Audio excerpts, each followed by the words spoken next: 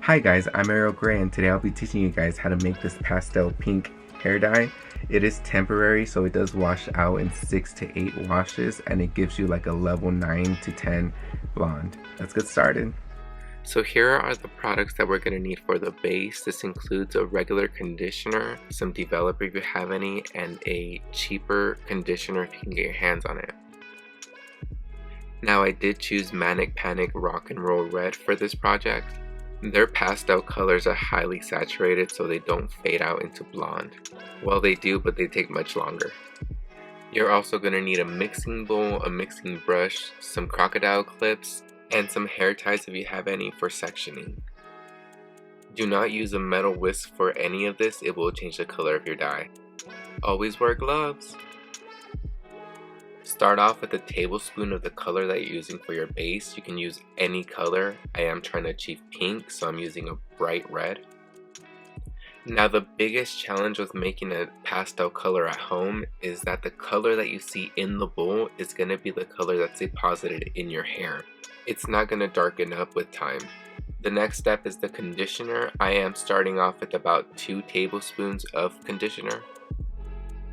An optional step is adding developer. This helps quickly lighten the color in the bowl. I'm dropping in 1 tablespoon. The final step is using a different conditioner. I do use this one because we have a lot of these bottles at home. But you can fluff in the mixture with any conditioner that you have in hand, including your everyday conditioner. I'm using 25 pumps because this creates the base for your dye.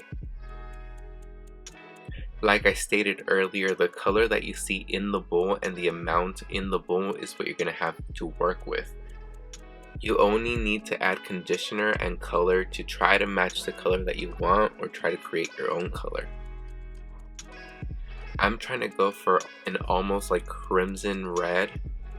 I'm going to leave it about a level lighter so that my hair does not get stained by this at all.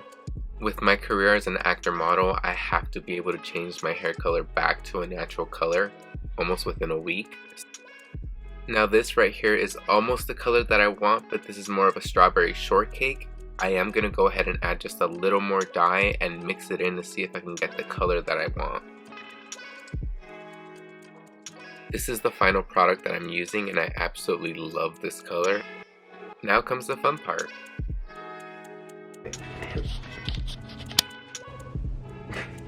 If you don't know how to section your hair, go ahead and find my tutorial in my short section. You always want to start at the roots of your section, going up about 1.5 inches. That way the roots are darker than the ends of your hair. You do not want lighter roots and darker ends. It just doesn't look good. Now that your roots are fully saturated, you're going to want to move on to the sides.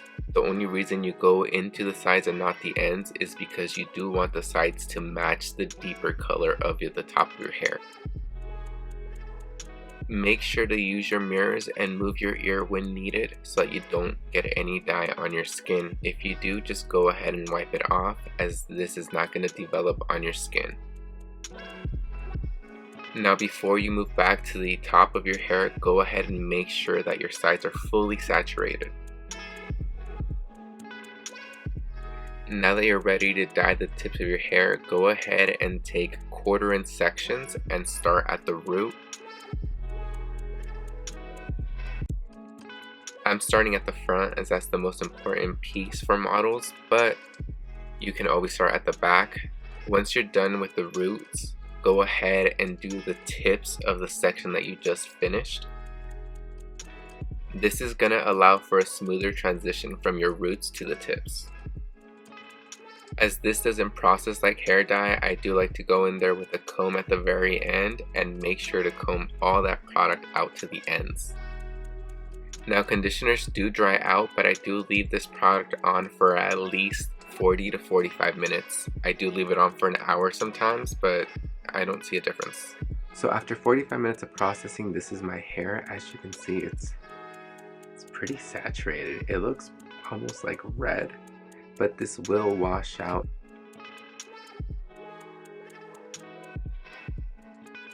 Okay guys, so here's the finished results. As you can see, my roots are a little darker than the rest of my hair. There is Here, I'll show you. There is like a transition from darker to light, which I really liked. You get this effect by doing your roots first, making them darker.